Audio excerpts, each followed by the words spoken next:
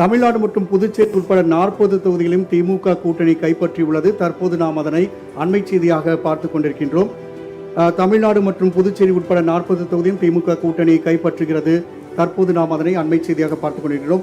2 தொகுதிகள் விருதுநகர் மற்றும் தருமபுரி ஆகிய தொகுதிகளில் மற்ற கட்சிகள் முன்னிலை பெற்ற நிலையில் அந்த தொகுதிகளையும் கைப்பற்றி தற்போது 40 தொகுதிகளையும் திமுக தன்வசப்படுத்தியுள்ளதை தற்போது நாம் அண்மை செய்தியாக பார்த்துக் கொண்டிருக்கின்றோம்.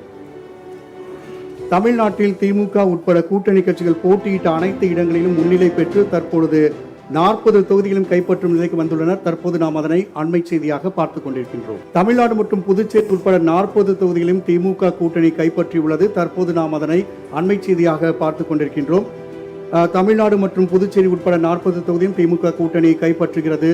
தற்போது நாம் அதனை அண்மை செய்தியாக பார்த்துக் கொண்டிருக்கிறோம். 2 தொகுதிகள் விருதுநகர் மற்றும் தருமபுரி ஆகிய தொகுதிகளில் மற்ற கட்சிகள் முன்னிலை பெற்ற நிலையில் அந்த தொகுதிகளையும் கைப்பற்றி தற்போது 40 தொகுதிகளையும் திமுக தன்வசப்படுத்தியுள்ளதை தற்போது நாம் அண்மை செய்தியாக பார்த்துக் கொண்டிருக்கின்றோம். தமிழ்நாட்டில் திமுக உட்பட கூட்டணி கட்சிகள் போட்டியிட்ட அனைத்து இடங்களிலும் முன்னிலை பெற்று தற்பொழுது 40 தொகுதிகளும் கைப்பற்றும் நிலைக்கு வந்துள்ளனர். தற்போது நாம் அதனை அண்மை செய்தியாக பார்த்துக் கொண்டிருக்கின்றோம். தமிழ்நாடு மற்றும் புதுச்சேரி உட்பட 40 தொகுதிகளையும் திமுக கூட்டணி கைப்பற்றியுள்ளது. தற்போது நாம் அதனை அண்மை செய்தியாக பார்த்துக் கொண்டிருக்கின்றோம். தமிழ்நாடு மற்றும் புதுச்சேரி உட்பட 40 தொகுதியும் திமுக கூட்டணி கைப்பற்றுகிறது. தற்போது நாம் அதனை அண்மை செய்தியாக பார்த்துக் கொண்டிருக்கிறோம்.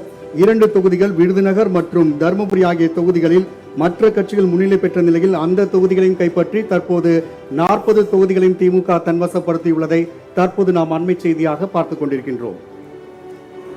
தமிழ்நாட்டில் திமுக உட்பட கூட்டணி கட்சிகள் போட்டியிட்ட அனைத்து இடங்களிலும் முன்னிலை பெற்று தற்பொழுது 40 தொகுதிகளும் கைப்பற்றும் நிலைக்கு வந்துள்ளனர். தற்போது நாம் அதனை அண்மை செய்தியாக பார்த்துக் கொண்டிருக்கின்றோம்.